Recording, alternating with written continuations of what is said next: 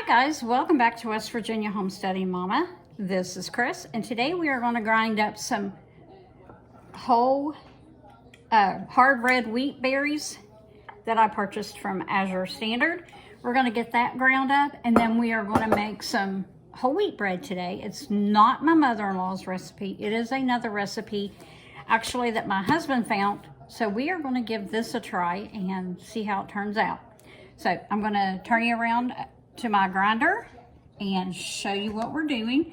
But first, I keep my wheat berries in this nice gallon jar with the flip top lid with the seal on it to keep it airtight. I also keep 3 to 4 bay leaves in my wheat berries. That helps keep the bugs out.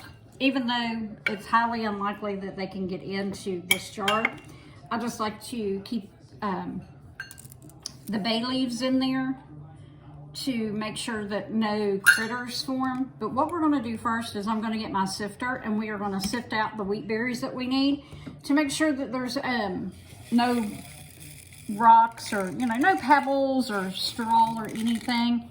Oh, there's another bay leaf. So let me go get my sifter and we'll get started. I bought these sifters off of Amazon last year, and you get 3 of them. I just keep them in the bag because it helps keep the dust or whatever off, but you get 3. You get a small, a medium, and a larger one. We're going to use the medium one today. We are going to sift out some flour. So we are going to first get a bowl to sift it in.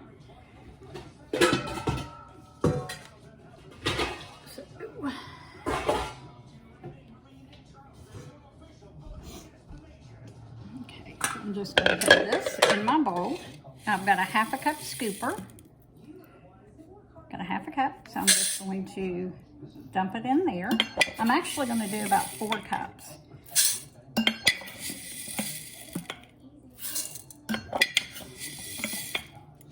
We're going to sift 2 cups at a time.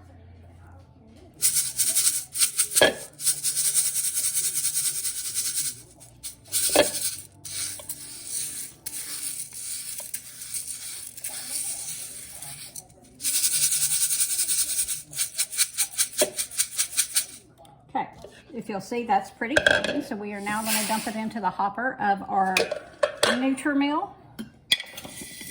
And we are going to do some more wheat berries.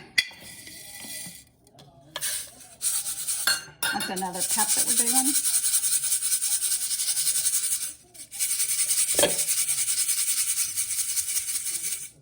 And I'm just going to look through it to make sure that the holes are pretty tiny, the screen is, so I'm just going to kind of look through it to see if it missed anything. So we dumped that in the hopper. Now we've got 1 more cup that we're going to do. And I'll fill up my canister at a later time.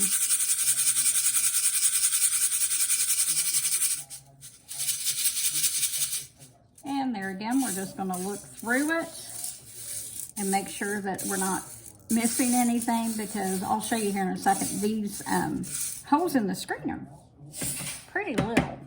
If you'll notice, they're real close together, but things can get out if need be. So let's put our basil leaves back in here.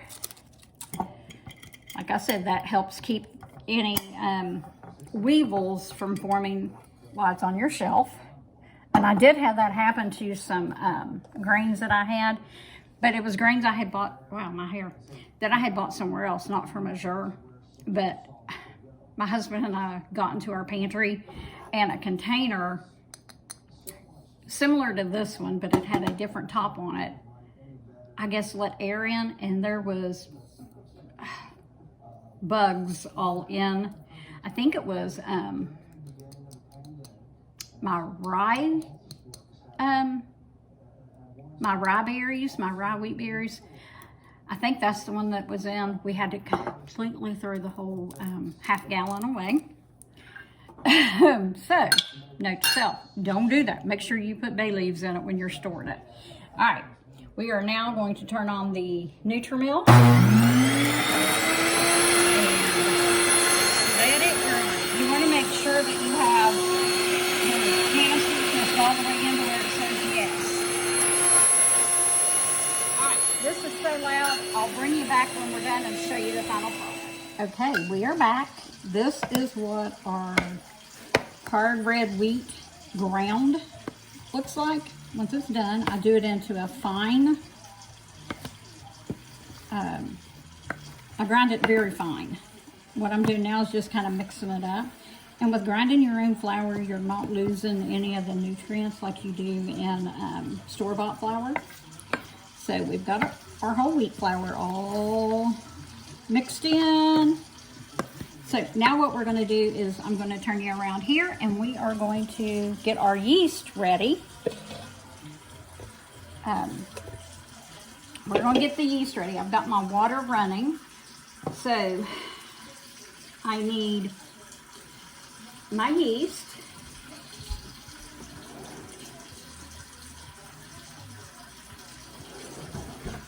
Which this recipe calls for 2 packets, but I am using some loose yeast that I've had setting out to get to room temperature. So I'm going to put enough for 2 packets in here. 1 packet equals 2 1/4 teaspoon. So I just put in enough for that. I'm going to check my water and get 2 cups.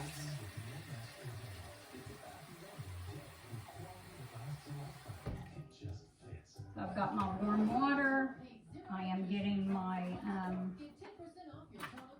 little spatula here. Because we're also going to need some honey. Calls for 1/4 cup of honey. So what we're going to do is just pour this in and mix our yeast in. I've got a little flat whisk somewhere. Here it is. So we're going to mix our yeast in really well. I've had this little, what I call a whisk, but you use it to mix liquid with. I've had this for years. Okay, now we are going to put in 1/4 cup of honey. I am using just honey that I've had open from Sam's Club. So we're going to get 1/4 cup of it.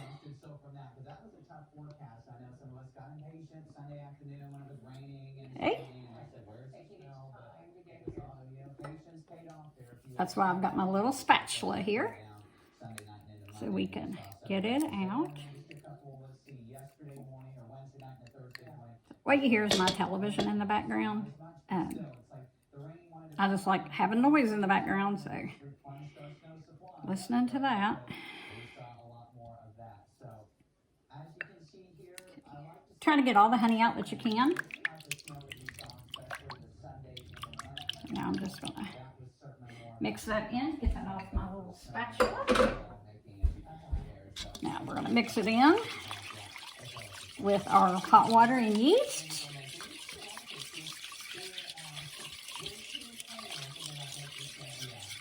Now we're going to set this aside and let it froth up for 10 minutes.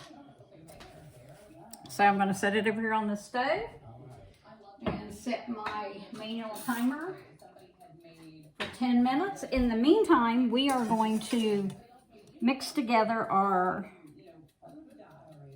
3 cups of all-purpose flour.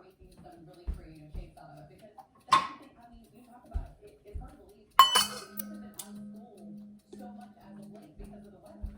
need to wipe that honey off before I put it away. So let's drag our all-purpose flour. I have a, whoops, sorry about that. If you'll see, I have a large mason jar. It is 150 ounces canister. So that's what I keep that in. So now we will put our 3 cups of all-purp in there.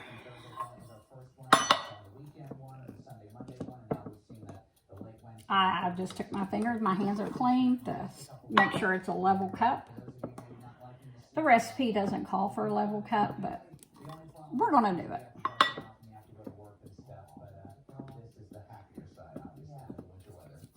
Okay, there's the 3 cups of that.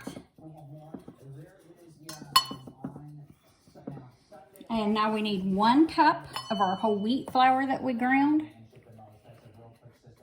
So here's our 1 cup of whole wheat flour. We also need our sugar. It calls for 1/4 of a cup of granulated sugar. So I also have my sugar in a gallon jar. This is a jar I purchased from Azure Standard. You get the 1 gallon jar. Well, actually you get a case of 4 of them for less than $20, and then you have to buy the lids separately, and they're like $3 or $4 for, oops, excuse me, for 4. But it is a good investment. I've got my dough whisk. I'm going to mix all this right here together for now. I need 2 teaspoons of salt. So I've got my kosher salt.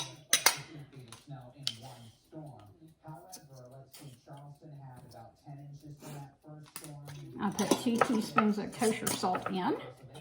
We're going to mix that in. Now I need 1/4 of a cup of melted butter.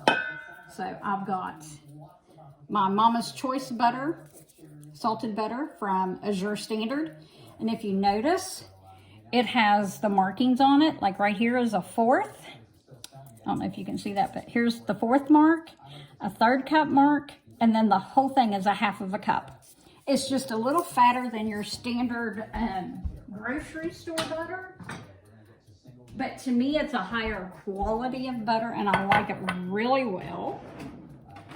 So we are going to cut it at the 1/4 of a cup. And say I cut it at the 1/4. Now I'm going to put it into one of my Fiesta bowls. Fiesta is actually made right here in the upper part of West Virginia. It's made in Newell, West Virginia. So it is USA made and locally made to me. So we are going to melt that.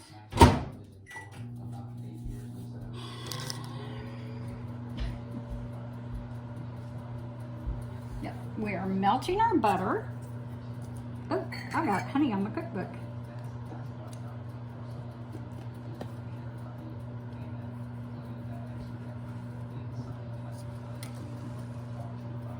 Okay, I'm also drinking David's tea.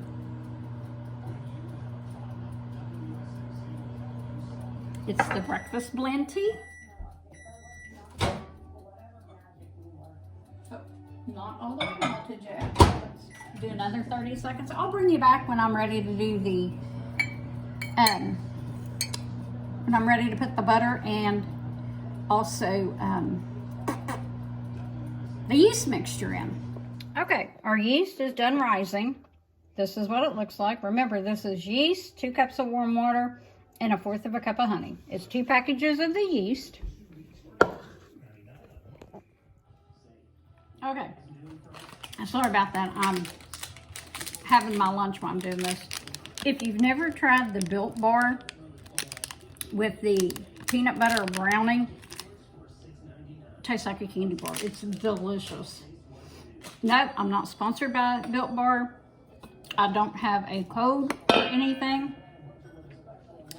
It'd be great if Built Bar would partner with me, but that's okay. All right, I just added the melted butter in.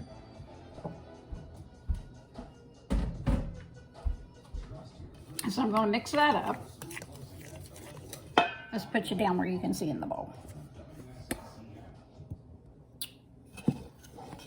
So I'm mixing that with my dough whisk. Now, the recipe says to create a well in the middle.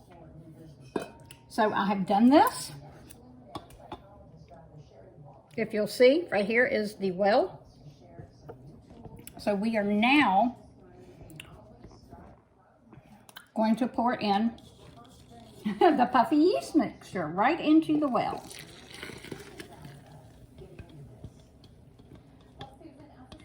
So we've got that. So now we are going to mix it. It says with a large spoon, but I'm using my whisk, my dough whisk.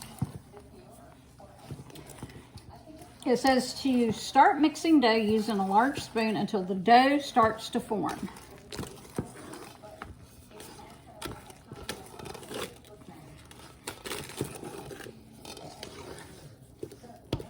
Okay.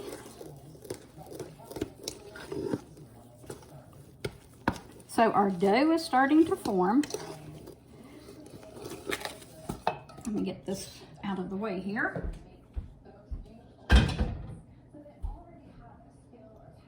I'm gonna take all my rings off, get another bite of the Built Bar. This is what it looks like. Does that not look like a real candy bar? Here are the ingredients. And here is, oops, I kind of tore it, your nutrition facts. This particular one has got 21 carbohydrates and 7 grams of fiber. So the net carbs are what, like 13, 14, which is perfect considering I'm a diabetic and I have to limit my carb intake. I am a type 2, insulin dependent, under control, so that's a plus. It has taken me years to get my sugar under control, my diabetes.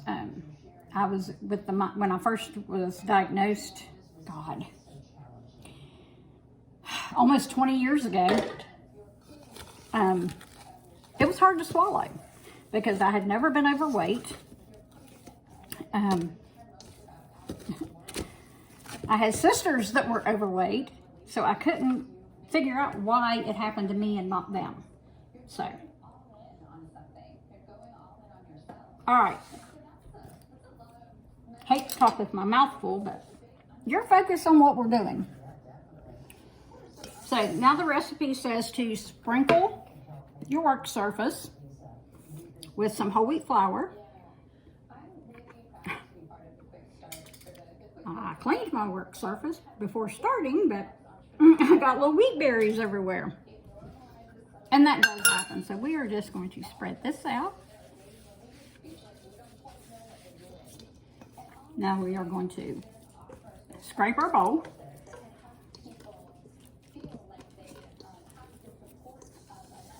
Now keep in mind, this is the first time I'm making this recipe, so we are learning this one together.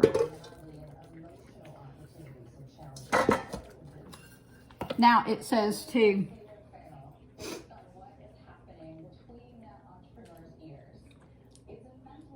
sprinkle your whole wheat flour onto your dough and incorporate it in. So we are just going to take our hands and knead it in. Oh, and it is sticky dough.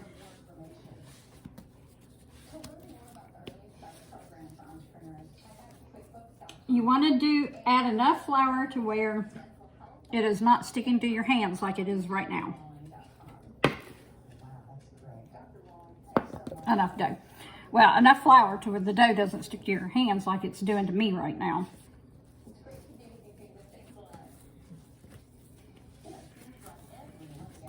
You want to always add a little at a time. You don't want to add it all at one time.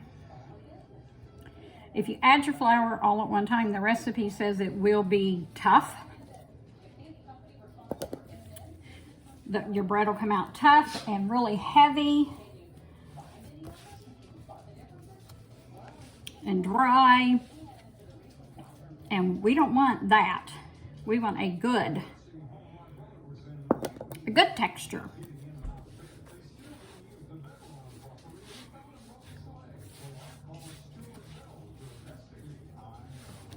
So we are going to do this until we get that good texture that's not sticking to us. Let's add a little bit more. And I'm just using a half a cup measuring here to add my flour. And I'm just shaking it in a little at a time. See, it's still sticking. The recipe actually says this should take about 6 to 8 minutes, I think, for it to get incorporated to where it doesn't stick to you anymore. Okay, let's add a little bit more flour. If you see, I haven't even used that whole cup yet. Excuse me. Okay, we're finally getting it to where it's not that tacky.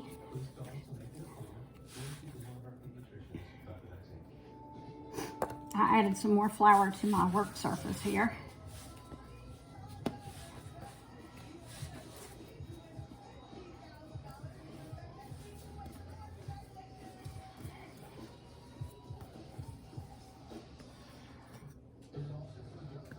Okay, get a little bit more. Not quite getting half a cup out to knead it in.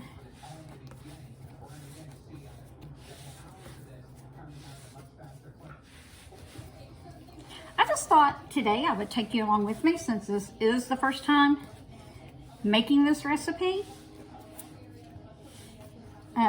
Like I said, my husband found this on, I think it was Facebook. The woman's name is Lauren. I'll have to look and see what her last name is, but her first name is Lauren. And she was making a white bread. But when I went on, I also found this whole wheat recipe. And we usually always make my mother-in-law's recipe, but for some reason he wanted to try something a little different. So that's what we are. He'll do that. Sometimes he finds recipes he wants me to try.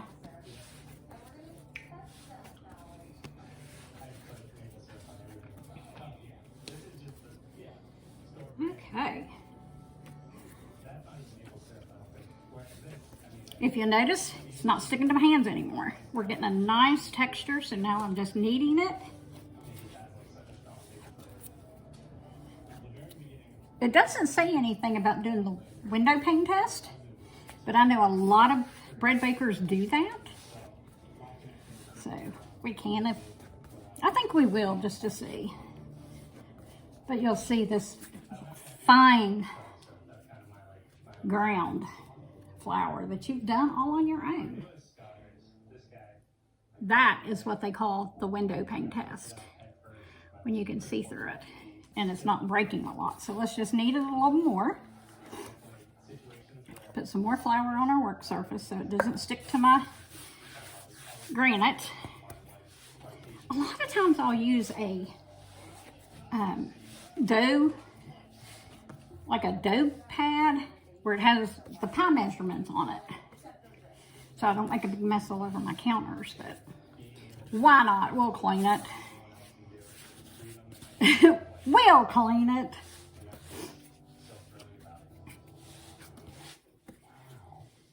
I don't know if there's anything on the back. Yes, there is. Okay.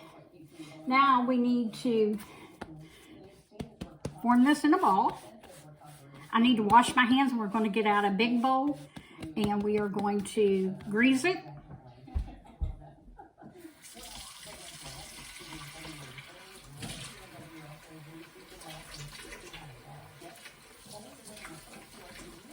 So let me get my hands all washed up. We'll grease that bowl up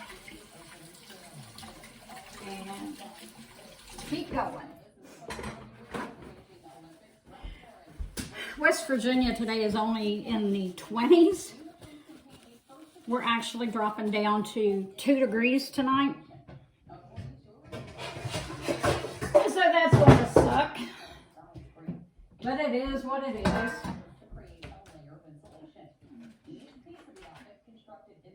So I'm using a couple tablespoons of vegetable oil. I'm going to preheat my oven, but I'm going to take it down to 170. My house is not real warm today because of the outside temperature. So we're just going to bring the oven up to temperature as I move the rack out of the way.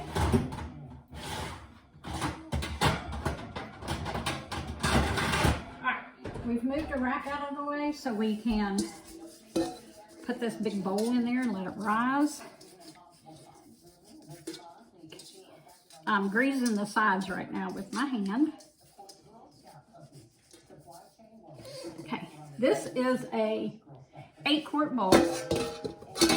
So now we are going to put our lovely bread in here. We're going to turn it, flip it over, and get it well coated. Okay, get it back into that bowl. Wash the grease off my hands.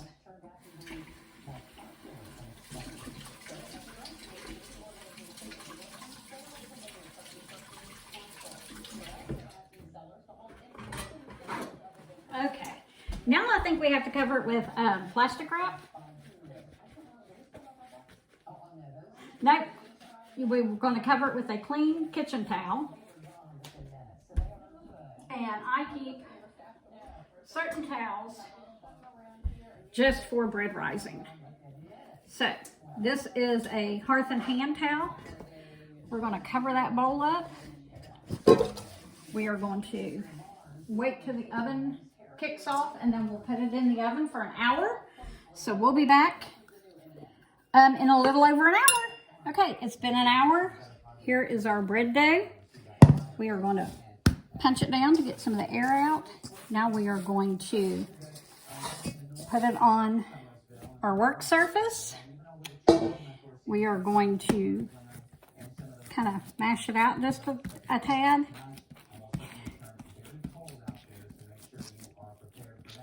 Okay, let me get my dough cutter here.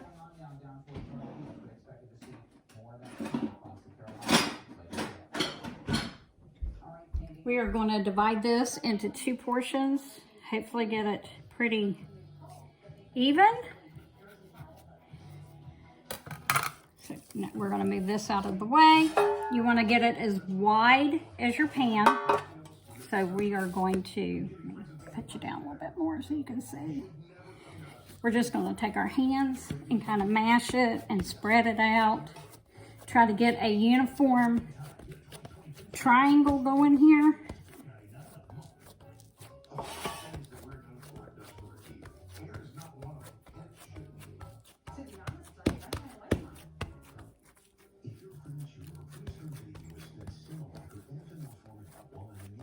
Okay, now that we have it mashed up, we are going to, it says to roll it like in jelly roll style, but not real tight. So that is what we're going to do here. Okay,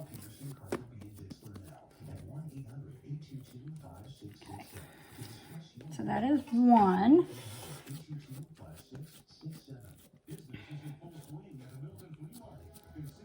That one doesn't look right, but all right. Let's do this one, see if we can get it a little bit better. Trying to keep it the same thickness.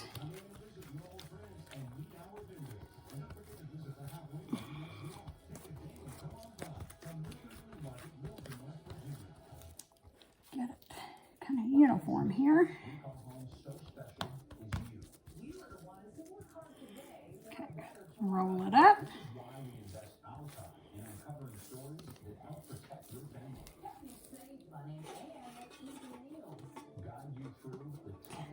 Now we are going to put it back in the oven and let it do another rise for about 45 minutes.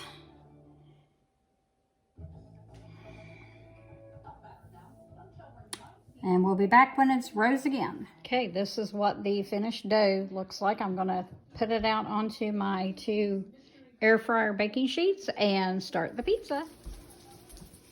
All right, here's the bread. It is done. It's very, very soft. It's the softest bread recipe I've made. Very, very good. Okay, the crusts are halfway pre-baked. Now I'm going to add some Land O'Lakes garlic butter to the crust since it's cooked. This just adds a little more flavor.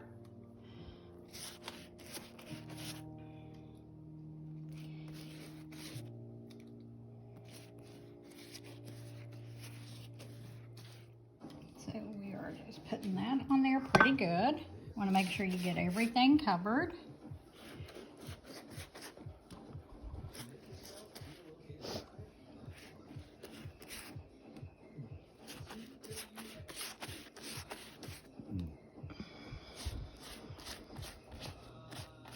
My husband likes a thinner crust than I do, so that's why we make two, and then we eat leftovers all weekend. Okay, we have some left over, so that will be to dip it in. Okay, now we've got the sauce, pizza sauce put on it. I use the Classico fire roasted pizza sauce. Actually just Classico altogether, but if you notice, this is in a little pint mason jar. So I save these and reuse them to store stuff in. If you're going to buy pizza sauce, you want to get it in the glass. So now I am going to add grated Parmesan Reggiano cheese. I buy it from Sam's in a large bag. And just keep refilling my craft container here. But now we're going to put this on there. We like a lot of cheese on our pizza.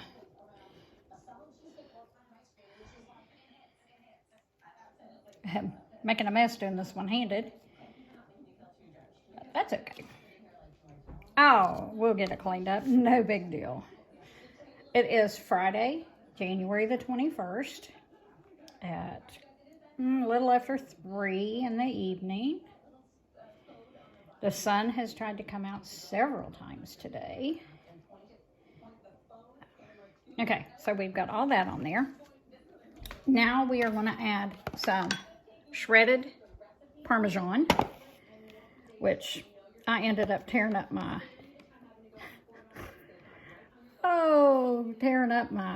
food processor. It broke. Of course, I've only had it since 2004. And it is a Cuisinart that I got on sale on one of the Woohoo stickers at Kroger's for 20 bucks. It was their display. I had a friend that worked there, and she was able to get her discount. It was on the Woohoo for 40, and with her discount, I was able to get it 50% off. And that was way back then. So, yeah. It, more than outlived its $20. I have a food processor that goes onto my KitchenAid that I'll just dig out and start using. Okay, now that we got the fresh Parmesan on there, or mozzarella, not Parmesan, mozzarella. Now I'm going to finish off this bag and I'll bring you right back. Now we have the pepperoni on both. We're going to do the sausage. Okay, our pizza's got pepperoni, sausage, banana peppers, and bacon bits that were bought out of the store. So now we're going to put them back into the air fryer, change our time to 20 minutes, and we're going to bake. Got to be on 2 levels, so there we go. And I'll bring you back and show you the finished.